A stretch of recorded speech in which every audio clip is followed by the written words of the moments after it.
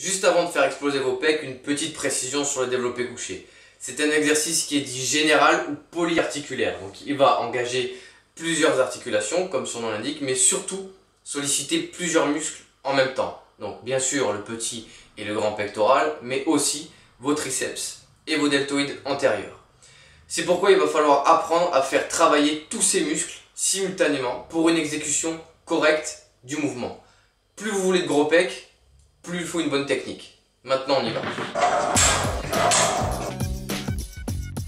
Allongez-vous sous la barre, les fesses bien en contact avec le banc et les pieds bien à plat au sol.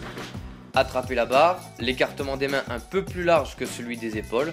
Normalement vous avez des bagues de repères sur les barres olympiques qui vous permettent de savoir où placer vos mains. Ramenez la barre au-dessus de vos pectoraux et descendez jusqu'à la poitrine en inspirant sans toucher la poitrine. Poussez en expirant. Maintenant, à vous de répéter le mouvement autant de fois que votre programme l'impose avant de prendre votre temps de récupération. Essayez toujours de bien sentir les muscles travailler. C'est la clé. Ça ne viendra pas forcément tout de suite si vous êtes débutant, mais avec le temps, vous allez avoir de plus en plus de sensations.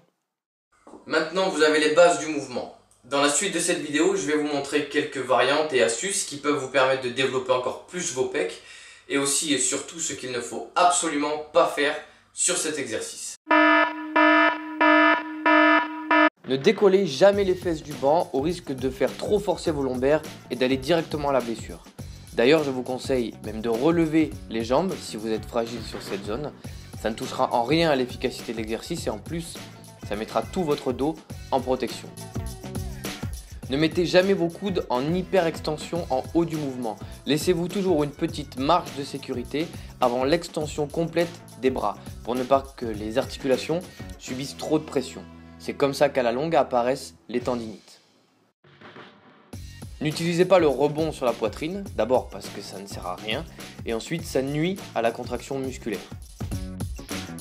N'optez pas pour une charge trop lourde au profit d'une amplitude trop petite. Ça va réduire le champ d'action de votre muscle et donc son développement et son volume également.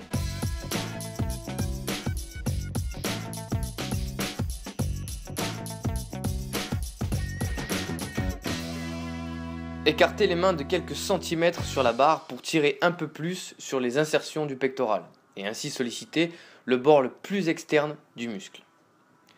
De la même manière, réduisez l'écart des mains de quelques centimètres pour, à l'inverse, faire travailler la partie interne qu'on appelle le sillon.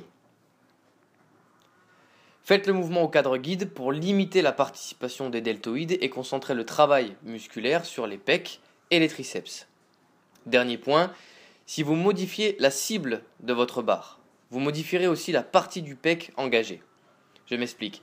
Si vous descendez la barre à la base de vos pecs, vous allez taper sur le bas du muscle et plus vous montez, plus vous taperez sur le haut. C'est une bonne astuce à connaître quand on ne dispose pas de banc incliné ou décliné dans la salle. Cela permet de faire bosser le haut et le bas des pecs tout en restant à plat.